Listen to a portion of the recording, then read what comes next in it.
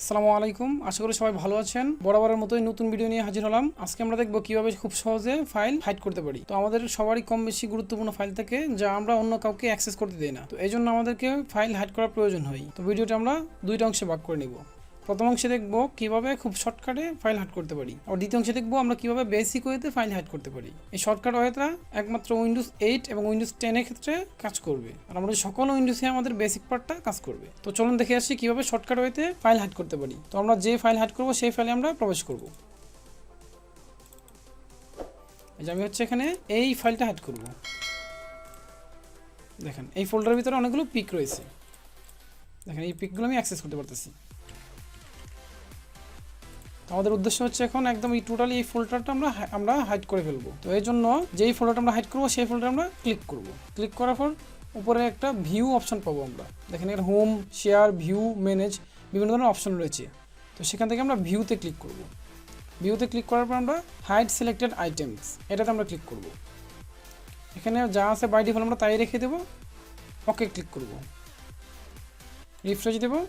দেখেন আমাদের এই পিক ফোল্ডারটা চলে গেছে, আমাদের ফোল্ডারটা কিন্তু হাইড করা হয়ে গেছে। তো এখন আমরা এই ফোল্ডারটা কিভাবে আমরা অ্যাক্সেস করব। তো আমাদেরকে অ্যাক্সেস করার জন্যই এখানে ভিউ অপশনে আবার ক্লিক করতে হবে। ক্লিক করার পর হিডেন আইটেমস এটাতে আমরা ক্লিক করব। দেখেন এখন কিন্তু আমাদের ফোল্ডারটা চলে আসছে, কিন্তু ফোল্ডারটা এখন একটু অন্যরকম দেখাচ্ছে। এই যে আগেরগুলো দেখা যাচ্ছে কীরকম, আর এই ফোল্ডারটা একটু হালকা হয়ে গেছে। তো এই ফোল্ডারটা এখন আমাদের হাইড অবস্থানে রয়েছে। তো এটাকে আমরাকে এখন সম্পূর্ণ আনহাইড করতে গেলে আমরা আগের মতোই ভিউ অপশনে ক্লিক করব। ক্লিক করার পর হাইড সিলেক্টেড আইটেম এই অপশনটা আমরা তুলে নিব। এর জন্য আমরা এখানে ক্লিক করব। এখানে যা আছে বাই ডিফল্ট তাই রাখবো, রেখে আমরা ওকে দেব। দেখেন এটা কিন্তু এখন আমাদের আগের অবস্থানে চলে আসছে। এই দেখেন এখন আমরা ফোল্ডারটা অ্যাক্সেস করতে পারতেছি। এই যে পিকগুলো আমি অ্যাক্সেস করতে পারতেছি। তো এটা ছিল খুবই শর্টকাট ওয়েতে কীভাবে ফোল্ডার হাইড করা যায় এই পদ্ধতি। এখন আমরা দেখব কীভাবে বেসিক ওয়েতে ফোল্ডার হাইড করা যায়। তো এর জন্য আগের মতো আমরা যে ফোল্ডারটা হাইড করবো সেই ফোল্ডারে চলে যাব।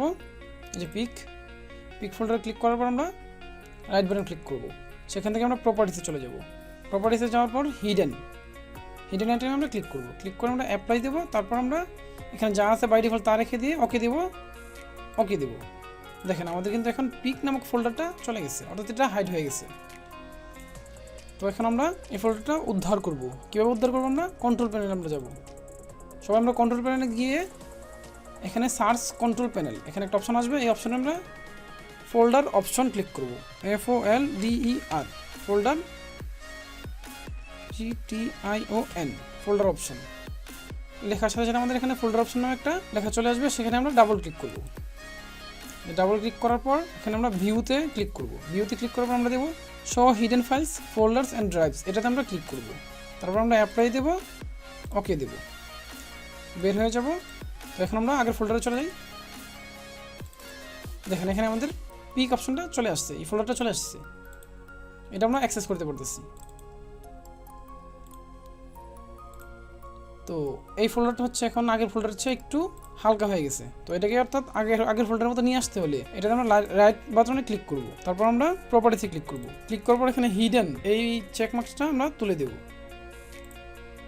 অ্যাপ্লাই ক্লিক করব, যা আছে বাই ডিফল্ট তাই রেখে দেবো আমরা। তারপর ওকে ক্লিক করব। দেখেন এখন আমরা ফোল্ডারটা আনহাইড হয়ে গেছে। দেখেন ফোল্ডারগুলো এখন আমরা ফাইলগুলো অ্যাক্সেস করতে পারতেছি। তো এভাবে আমরা আমাদের যেই গুরুত্বপূর্ণ ফাইলগুলো থাকে সেগুলো আমরা হাইড করে রাখবো, অন্ততপক্ষে অন্য কেউ আমাদের ফাইলগুলো নষ্ট করতে পারবে না। তো সবাই ভালো থাকবেন, সুস্থ থাকবেন। দেখা হবে নতুন কোনো ভিডিও টিউটোরিয়াল নিয়ে। আল্লাহ হাফিজ।